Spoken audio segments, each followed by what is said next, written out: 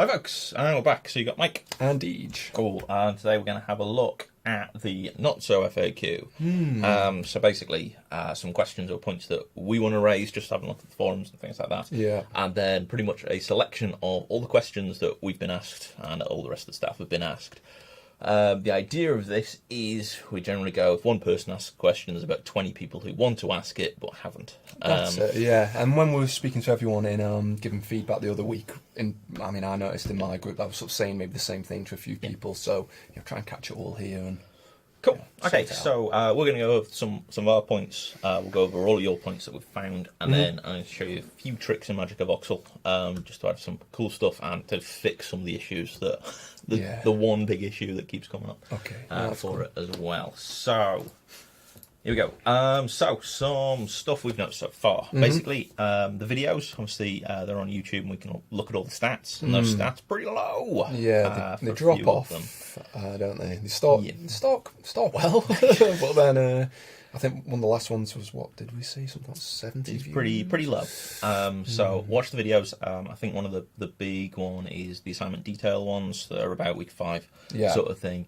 Watch those. If you're not going to watch anything else, watch how to do the assignment. Yeah, neither of them are particularly long. They're what, 10-15 minutes a piece, maybe something like that. So yeah. So do watch those, because the second one hasn't got that many views on it. So we're doing them to make sure you guys get more marks, basically, for that. Yeah. So do watch the videos for it. Obviously, that's our content. Without that content, you're not going to get the marks. No, absolutely.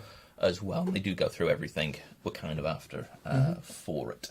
Cool. The other big thing is keeping up to date on the forums. So I've gone through, I think, all of my forums in the last few days. I think everyone else will have a look at them in the next few days as well. That's right. Yeah. Cool. So a lot of them, they're kind of getting there. I haven't seen too many people actually starting on the first-person game and actually posting stuff up. So I'm hoping there's a lot of maps in progress. Yeah. For it. Yeah, I'm hoping. Yeah. For it. Some of the stuff I have seen has been absolutely really good. Yeah, no, absolutely. For it as well. It's just I'm not seeing possibly as much as I would have thought I would be seeing at this point. Yeah.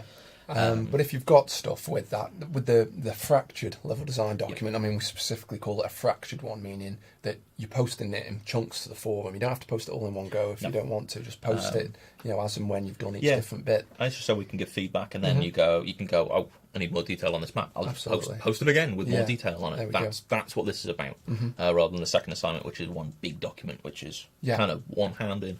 Not that you can't ask us questions about that. No, at all. Either. For it as well. So there's that. The weekly challenges for the first sort of set. So again, have a look at the assignment videos for assignment 1. It goes through all the elements that you should do for those. Don't not do those. Yeah. That's literally the I don't want to say it, but it's the easy marks where it's just doing the tutorial stuff, and that is worth percentage. Yeah. A pretty high percentage, actually. Yeah. First assignment. If you've done them all and done them all pretty well, then you've set yourself up on a good way towards passing. Yeah, so don't miss them out. So if you have missed a week or missed 2 weeks or whatever, go back to the tutorials. There's usually a step-by-step guide for I think pretty much all of them on how to achieve them. Absolutely. And if you're stuck, give us a shout for it as well. The next one is feedback on the forums. So again, I've gone through everything and I've pretty much left the same feedback on half of mine, which is, that would be nice. Try adding this. To which the next response was, I'll just ignore you and keep going. Face sort of thing. But basically, when we say, it would be nice to see, or why don't you add this? It means do it and you'll get more marks. Yeah, and you might not be able to edit the earlier post, but just sort of post it again with the changes made, and then you're covered. We don't mind that at all. No, that's the whole point of it. So you do still we give you feedback, then you improve on it. Otherwise, we end up going, we'll finish the entire year. Here's some feedback. It's a bit too late to act on it. Sort of thing. So if we've said that on any forums, scroll back up and just make sure you've covered it, because again, it's easy marks. And in some cases, it's just adding an image or two extra just to show you've done stuff. So you can post stuff again. The other thing I did see is for the MagicVoxel challenge a few weeks ago. Look at the slides. The challenge was to replicate those sort of series of images that I had, and so I had about 6 or 8 on there, just with various different render settings for it. So basically, just messing around with the program and seeing what you can do for it. The other thing on there, which seems to have been missed by a lot of people, if not most, is it also asked for another map, which a lot of people have done their Wolfenstein map for it, as did the previous week, which is perfectly fine. It's just putting something else on, so I know you can do your own thing and not just follow the instructions. Yeah, no, definitely. That's guided from there. I think that's pretty much points, unless you got anything else. No, I mean that MagicVoxel one doesn't have to be. Yeah, it doesn't have to be the greatest design map ever. It's just showing us. I just want to see something. Yeah, show us your creativity. Shows you can use a tool to make something of your own, and then that's that challenge done. Yeah, and we can move on. So make sure you don't lose marks on that one. Yeah. Okay, so that's pretty much most of the points. I keep seeing up with stuff. Yeah. Okay, right. So over to the questions we've been asked. So again, some of these are a bit odd. Yeah. But we're going to go through them anyway. It's all good. So the one I keep getting is, can I do the tutorial level? And the answer is yes. It's a level. Quite often, for some of these games, the tutorial is actually the most interesting level in the entire game. Yeah, sure. And that sounds a bit derogatory, but that learning curve actually works with peaks and troughs and beat on your beat pacing quite a lot, because it's, as the first level, you need to be engaged. Because if you're not engaged, you're going to turn it off. Absolutely. I mean, that's part of the reason we did Doom as well. We did the first level of Doom because it's cracking for this sort of stuff. Yeah. So yes, you can do tutorial levels. That's perfectly fine. If they are very fractured, then they're very fractured. That's what a lot of tutorials are. Yeah. But put everything in there as well. Do you have to map out the whole level? Yes, that's the point. So again, some levels are split levels. So like again, we'll go back to Doom UAC.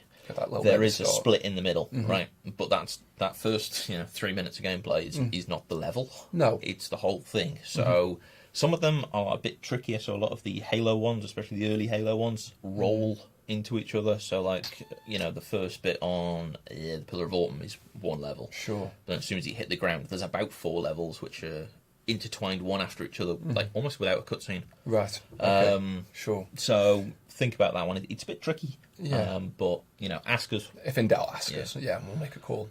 For it as well. Okay, do you have to do the level you're doing in 3D engines for the second assignment? Well, yep, that's the point. Yeah, that's it. You're designing it and making it. Yeah, you're showing us the development process in terms of design for us and in terms of more of the engine content. Over on 3, obviously you're teaching on both modules. Yeah, that's it. Yeah, no, that's right. So, in a perfect world, you'd be designing it in games design and making it in engines, and that's it, really. I know some of you got a little bit sort of out of joint with it. Maybe you're a bit further along with your design than you are with the with the engines than you are with the Photoshop, but put it right. Work on the design outside, the Photoshop side, and we'll talk more about it in a second. Yeah, I suppose a lot of the meshing you can kind of do while you're designing stuff. Absolutely. Nothing's going to change with your meshes. No, sure. Cool. Okay, so next one. Where do you submit your work? So the weekly challenge, the first assignment, are on your forum thread. So that's the weekly challenges and fractured level design document for the single player game. Yep. And then the second assignment is going to be a design doc, so either as a Word document or a PDF. I've seen a few people do them as PowerPoints, which is it's different. But again, put that into a PDF. Yeah, and you can show quite a lot of detail in those. Again, that's perfectly fine. I'm not too fussed. No. For it, as long as you've got all the details that we've asked for. Again, have a look at the assignment bids for that. Yeah. I'll put a guide together on how to use DIS if you haven't covered it yet for anything else, or just exactly where to go for it. Cool. Okay, so next one. How many maps do I need and what sort? So this is one of the how long is a piece of string sort of sections for it. We've shown you a bunch of different maps, haven't we? Yeah. A bunch of different types you can do. So for the first assignment, as many as it needs, I suppose. Ideally, you should have a few bubble maps. So in the bubble map one, we kind of had just one, which is like, here's point 1, 2, 3, 4 in a row, just showing some stuff, and then a bit more detail, and then kind of how big those sections are in accordance with the general layout of the map. Yeah. So that would be great seeing it. Again, multiple iterations, not 200 of them. Maybe 2, maybe 3. Yeah. That's fine as long as you get the point across. That's what we're asking. So a lot of this stuff actually does fit into the critical path, and the the bubble maps should actually be very close. Yes. In how you're actually lining stuff up. So a lot of this stuff, it does all come together. Yeah, absolutely. In that kind of weird way. Pixel maps and voxel maps. We've gone pretty much to town on pixel maps this semester, so I'll probably be after a lot of those. If you've done some other weird and wonderful variant in Photoshop and it looks good, then that's kind of fine for it, as long as it's got some sort of scale on it, which is probably comes up in one of the other questions. But and looking good is important with these maps as well, because we not specifically this time round, but we've seen in the past people have just got the line tool and just there's a line, there's a line, and they've just sort of smashed a room together just with loose lines, and it just, it doesn't look professional, it doesn't look clean, it doesn't look good. So, we've shown you a bunch of different ways of doing good looking, simple maybe, but good looking informative maps. So, use that approach that we've shown, and, you'll be fine with it. So, that's why we showed you pixels, so you can transfer them into voxels and make a 3D render without having to worry about going into Max or Unreal or anything weird like that for it. But you need to be using overlays, and I suppose that's what we really mean by maps, is you only need, realistically, maybe one, maybe two actual maps, and then everything else is overlays on top of that map. So when we talk about maps, we really mean overlaid versions of it. The different information you're going to show is because the geography, geometry isn't going to really change. That's going to be, it is what it is. But then on top of that, like you say, just critical paths, items, enemies, just everything. But if you are of the I must have a number for four plus sort of thing, so if you've got less than 4 maps, you need more. Sort of thing for it. That's generally what we're saying. But again, it's almost your call for it. Where it needs it and things like that. So and if you've got less than 4, you either haven't done enough, or you've tried to cram too much information into one map, and it might be unreadable. So think about splitting perhaps information across multiple maps. I mean, you could even use your normal map and then your bubble map on top of it, and things like that, or a pace map and a sort of beat chart with your map, just with points referenced on it. So it builds up quite a lot for it. In a full design document. Like fractured like this would be expecting a lot of different diagrams for it. But 4 plus, kind of keep it to that. If you've got 200, because you've got a map for this is where this single flak cannon thing is, then it's a bit too much. But be sensible. But if you need a number, 4 plus. Cool. Second assignment.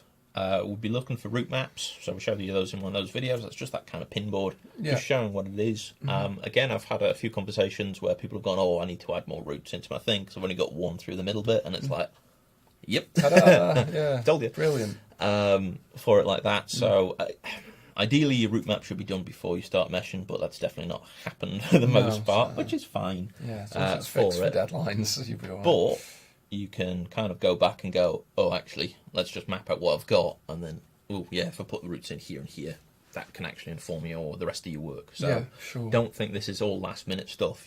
Use design. Design should do. Absolutely. But if you've done it the other way around, then go back and use that design skill to actually, I could change this. That's right. And do it like that. Again, bubble maps for the second assignment of just areas of interest, where the flags are, where the sort of all those points are that I went through on the video, so collision areas and heat maps and things like that. Sure. Again, pixels and voxels for it as well. So you're not going to have any critical paths, but you might have different route. And literally draw maybe there's a fastest route, maybe there's a safest route. And we've talked about that quite a bit. Skill routes, and like I say, risk and reward routes and all that. I mean, you're not loads you can show us. Anything like a collector's route, because that's just a bit pointless for it as well. But think about there's a lot of stuff to think about for it as well. We're after development maps as well, so this should be almost an iterative process. So you should ideally, again, have a route map, and then it turns into a more of a bubble map of where stuff's going to go, and then it kind of builds up, and maybe you've got, again, industry line, you'd probably have about 20 different versions of this map, each stage where it comes to, and what you've changed, and maybe you've gone back because something hasn't worked. But don't be afraid to show us your first goes at it, which were terrible, or which you improved upon. We want to see the journey, not just the end result. We want to see how you got there and the decisions you made. I've seen some actually nice hand-drawn ones, which, it's a good start, but try and digitise them into pixels or anything, so you can actually show those differences in more detail. Cool, so that's maps. Okay, questions part 2. Does the map need to be to scale? Please. Yes. That's generally the point. So if you've got a huge area which is actually really small, and then whatever else, it doesn't really make too much sense. In terms of your bubble maps, you could actually have a really massive, important combat, like a boss fight. But in actual terms, that could just be a corridor where that is, which is really small. So sometimes your maps don't lie to each other, but could inform you different ways, which is a really cool thing to talk about. Absolutely. When it comes to it, quite a lot of boss fights in some of the games are in extremely limited spaces. So, like all the ones in Doom are very small. You don't have massive areas to run around in. For it, but obviously the main crux, the tension and challenge, the last few levels. So we're not expecting crystal clarity and precision, because again, we're asking you to do generally in pixels, so it doesn't need to be perfect. Nothing's going to be perfect. I mean, for a lot of people, this is the first time they're mapping a level. I'm not expecting industry standard stuff for it. It's just getting the idea down. So player size as a pixel works generally well. Sometimes doing speed as a set of pixels, so your run speed over a second is 1 pixel. But that usually comes back to your character size as well. But if you're doing something like Titanfall, maybe you want to do it to the pilot size, or maybe you want to do it to the Titan size. Absolutely. So some of those levels, you're in the Titan for all of it, and some of them you're as pilot for most of it. So don't map the Titan level as a player, as a character, because it's going to be huge. So just think about those things, and if there's a split, you could even do them as different sizes, as long as you make sure that is shown and noted and annotated in monstrous detail. When it comes to it, that's fine. And that's it again with the maps. We want text with them. There's not like a word limit, is it? But we want just write a little bit about each map, telling us what this one is showing us. Don't leave it up to us to kind of go. Tell us, make it clear what each map's doing and why it's there. So not a massive paragraph. No, because most of the stuff should be obvious from the annotations. Sure, but don't write it. Don't write an essay on the actual map. If you need to put a lot more details in, think about if more annotations would help. But again, explaining what they are. A paragraph. Absolutely would help. Right then, do you have to map everything? If it's relative to gameplay, it should be mapped. So if you've got something massive in the background, again, Mirror's Edge has got tons of stuff where you can't even get to, but it's there. Don't care. It's unless there's a point to it. So a lot of other games use kind of beacons. I think it was originally termed wieners by Walt Disney. Horrible phrase. Doesn't make any sense, but kind of a go-to point on the horizon, where you're generally heading to it. So again, Mirror's Edge. I keep coming back to that. A lot of the later missions go towards the building with the picture on it. And you know where it is. I know that's in the level, but you can see that quite often in a lot of games. They'll have something big that you kind of follow. It kind of gives you something to aim for and to almost centralise yourself in an orientation sweep for it as well. So that sounds cool. I feel I've gone off the point. No, but there's loads of things. I mean, there'll be, you don't have to worry about, mapping say for example, like the physics objects or the clutter in there. If they don't actually affect the way that level plays, if it's just dressing, then you don't need to worry about it. And we talk more about Mirror's Edge in a second as well, don't we? I think so. We'll mention a bit more about that then. Okay, so can I trace this map I found online? No, I don't. I'm not assessing your ability to trace a map. No. Because, what's the point? So if you're kind of doing that and then making it really pretty, you're lying to yourself, really. And you're not going to... It's not going to be obvious that you've done it. And, this is why we're asking you to do pixels, because you just put more detail into it. A lot of the maps are there, Some people come up to me and go, DJ, I can't find a map for this online. I'm just like, good. Good. That's what... But, if you do find one, you... can use it as a reference. We're not going to stop at... Yeah, I mean, it's kind of one of those odd ones, because we keep using the UAC. And it's quite good, because the main map that's always thrown around on that is the game pressure one, which is the wrong way around. Yeah, just bonkers. So it starts in the wrong direction. So why wouldn't you start dead north centre and then put the rest of the stuff in? Alright, so be careful of that stuff. So there's a lot of maps out there, and they're not quite right as well. So even the game pressure one for the UAC isn't right. It's a bit off for it as well. So, take note of that. And if you do use one as a point of reference, though, show us, include it and sort of say, this is the map I've used as a point of reference. And then we can go, they've given honest credit to where they've got their reference from, and we can't do you for anything there. Because, you use reference. It almost makes no sense not to use a bit of, this is difficult, I'll try something. But I'd rather see you have a go at it, rather than just download this kind of thing. For it. It's one of the contentious points. It is, but as long as you're doing it, you've thought about the layout, you've actually put the pixels down and done the damn thing, and then if you've used a reference image, then just include that as well to show us what you've, the reference, and then that's fine. We will be happy with that. Right then, I've heard this one a few times. Can I do a game I've not played and just use Let's Play on video on YouTube? Good luck. we can't physically stop you from doing that. You can do any game on that list. It's going to help if you've played it, because you're going to understand how that level works in terms of beats and pacing, because a lot of people play online play very weirdly. Sure. Or they play in their playstyle.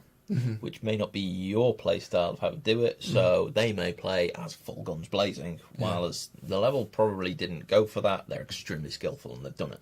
Yeah, sure. Or something like that. So if you're going to do something like that, watch a series of different playthroughs of the same thing by different casters or whatever.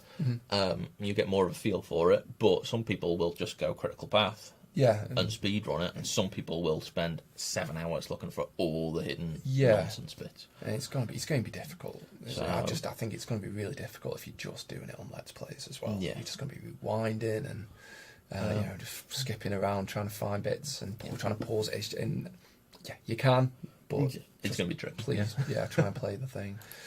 Okay, part 3. Mirror's Edge again. Mirror's Edge. Okay, I've heard this a lot. Mirror's Edge is hard to map. I don't want to say tough luck, but I do. Yeah, it's pretty big. Not going to lie, some of those levels are monstrous, but then some of the levels from other games are pretty big. There's some Titanfall missions on Titanfall 2 which are huge and constantly changing. Again, it's up to you which level you want to do for it. If you're having troubles with Mirror's Edge, think of it in terms of boxes. Don't think about it in terms of, it's a massive level. Yeah. Everything in that game is almost BSP when it comes to it in terms of that construction. Yeah. Okay, there's elements, with the jumps and whatever, but they're literally painted red. So you can literally just draw them in. No, absolutely. For it. And a few people have done Mirror's Edge already, and I've been going on in the class and I've seen some people have had a good stab at it, and we've got voxel maps for it, so it is perfectly doable. Just don't sort of get paralysed by how big it is and focus maybe more on things we've talked about, like the roots, and think about that and work your way out maybe from the roots. And it's entirely up to you how you do it, but it is perfectly doable. Cool. If there's no pickups or anything like that, so some levels, and again most of Mirror's Edge, there's not a series of health and armor pickups or whatever like that in them. Some levels literally don't have anything, and you're on your own go kind of thing. Or in some cases, again like Titanfall, the drops are almost totally random. Sure. For a lot of things. So in that kind of case, again, we talked about that in the assignment video a bit. For Mirror's Edge, think about all your movement options for stuff. So there's a lot of context sensitivity when it comes to what what's her name can do when you press the buttons in a specific order at a specific time.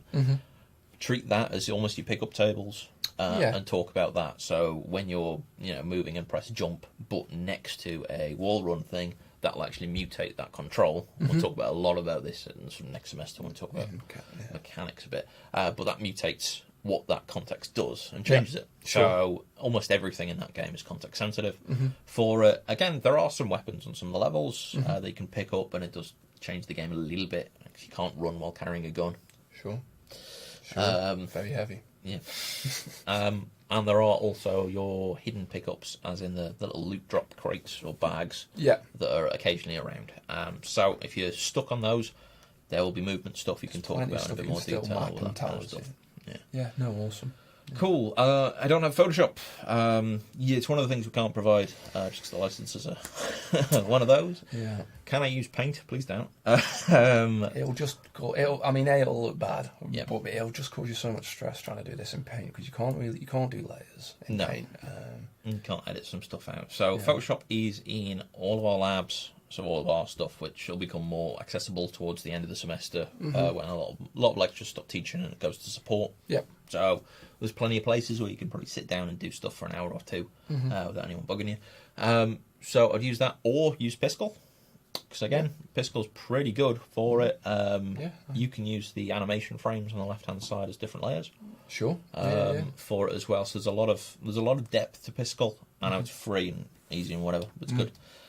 For it as well. Or you can always go online and find something like Critter or Gimp, which they're not as good as Photoshop. They're more drawing packages than manipulations. Well, in a pinch, they'll kind of thing like that. But we keep pushing Photoshop because it is industry standard, and it will remain industry standard for a long time. Yeah. You do yourself a favour picking it up now. And all of the art products, when it comes to texturing and stuff, are all based on Photoshop's wizardry anyway, with layers and layer control. So you learn it now, you'll always know it. Yeah, absolutely. Cool. Can I have an extension? Only if you have a learning support agreement from student support. So if you don't, I just ran out of time. No. Time management's sadly on you.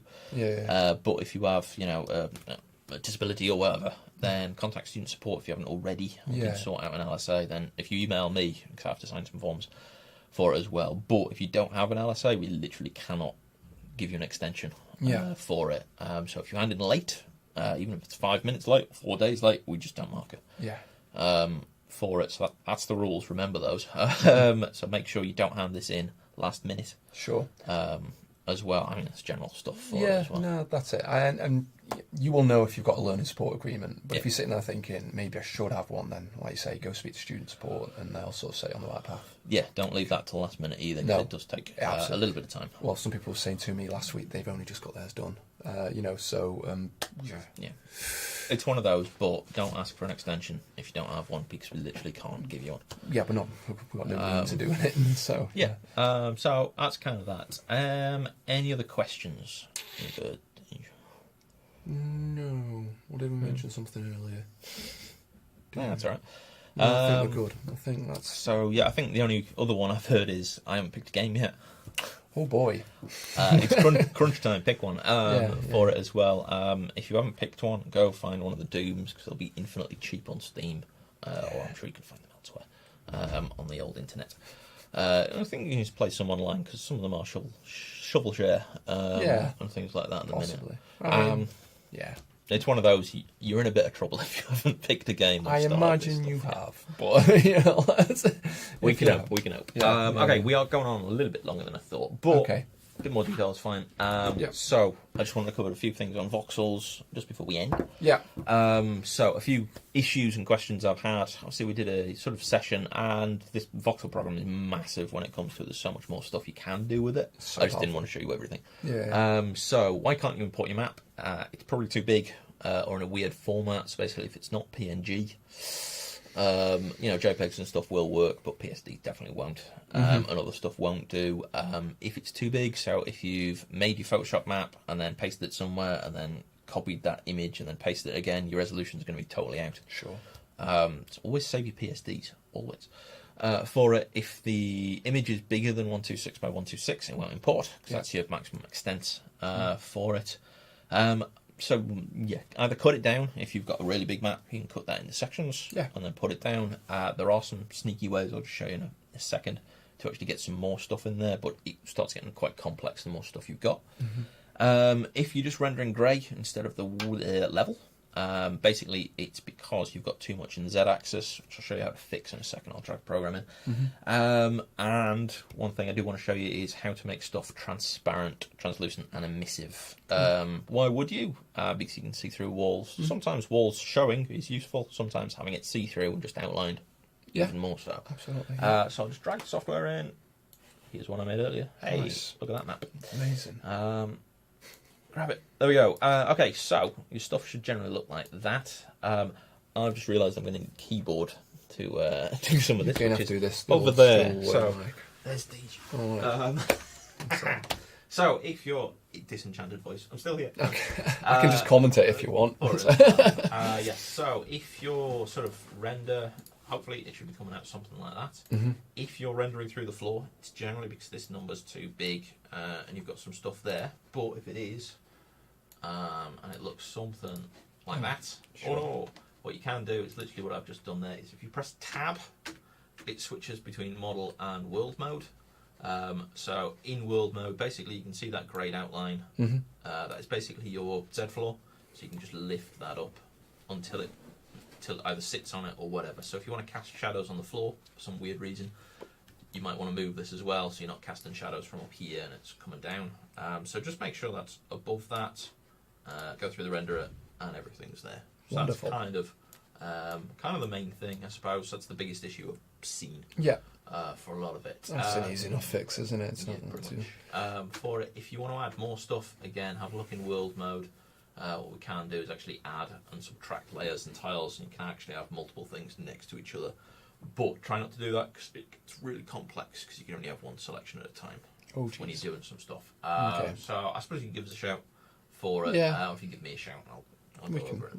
That's all good. For it, but most of your maps, just do them in section by sections rather than one giant mega map for it. The other thing I wanted to show you is how to make things invisible. So the trick here, again, just switch to world mode, is find the colour of the object, so you have to do this by colour. You can't do it by just a selection or anything like that. But we've got all this palette, and you can actually modify the colour if we just change the colour stuff there, so you can actually change it if you want. To whatever one you need. But basically, grab your colour picker, or the turkey baster as I always call it, for it, and then grab a colour. So I think we'll do this white one here, so this one's this one here. When that's selected, if we hop over to the render mode, so again that'll render out, what you can do is find in your matter, everything, or just the material palette here. Everything's set to diffuse at the minute, which is just flat colour in effect. What we can do is actually just set that to glass. Nice. Nothing's going to change because all these glass settings are 0. They may be something else when you first load the program in. It's perfectly fine. I've already messed around with this. Sure. Basically, if you want this white bit emissive, see-through, crank that up that, and then wait for this render. So that blue bar at the top is the renderer for it. So you've probably seen this in Max or anything with the scan line when it comes down the screen. Basically, wait till that's finished, and then everything's done. It shouldn't take too long unless you're messing around with all the lights and refract bounces and stuff. Don't worry about that. So there you can see it's kind of see-through. Every time you move it, it's going to re-render. So I'll try not to do that again. See-through, and if you want it totally see-through, rack that glass all the way to 100. Obviously, I've got the edges on, so turn edges off. That's going to disappear like a Where'd ghost. it go? Maybe it was never there in the first place. But you can put the grid on, so you can kind of still get the grid outline of it, or the edge view, which I find quite useful Nice, if you're doing cool. that. So if you've got these on the outsides, mess around with these edges and grids, and you can kind of do a lot of stuff with that. You can mess around with the other stuff, it won't really do too much for you, to be honest. What have we got? So roughness, refraction, and attenuation. Sure. So again, we could do something weird like that, and it'll start casting bounces, and that might take a bit longer to calculate. You get some weird results, so I wouldn't bother, to be honest. Just the old glass value will do you. Yeah. Just drop these back to 0. If I wanted to do something a bit weird and have something emissive, so glowing, so maybe if you've got a pickup, what I'll do is just pick this one and I'll just attach a block there for no apparent reason. Nice. What you can do, again, hop over to the renderer, make sure it's selected, and you can go to emission. Again, don't go crazy on this because it'll end up with really bad results.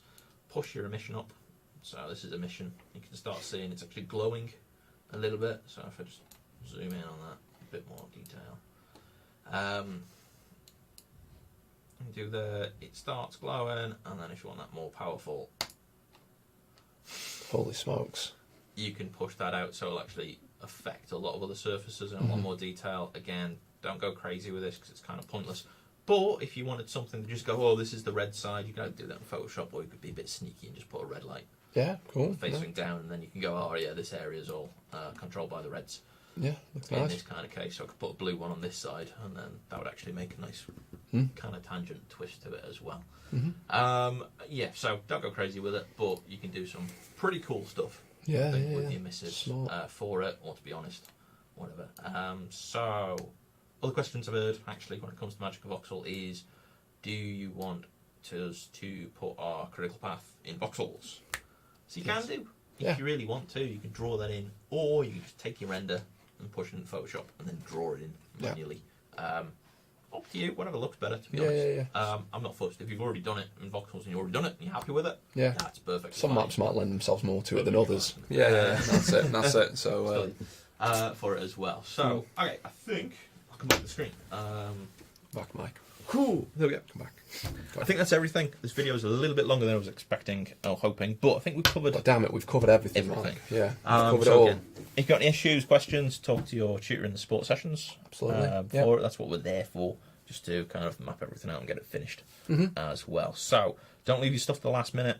Again, general tips. A lot of people leave written work, and you're not going to be able to do this map in the last week. Never mind the last day or anything like that. Other pro tip is hand in day before the deadline. Right, deadline doesn't mean you must hand in at this time. No, you give it as soon as you got it done. Because again, if it's late, it's late. That's it. So don't lose all your marks just because I'll do something else. Hand it in the day before. Then it's done, and you don't have to worry about it. Or if it's finished and you're happy with it, again, come talk to us. You can hand it in if you've already done it. Hand it in. Your module down. So don't worry about that stuff as well. So I think we've covered everything there. I think that's it, man. Cool. Right. We'll leave you to it. So yeah, cool. See you later.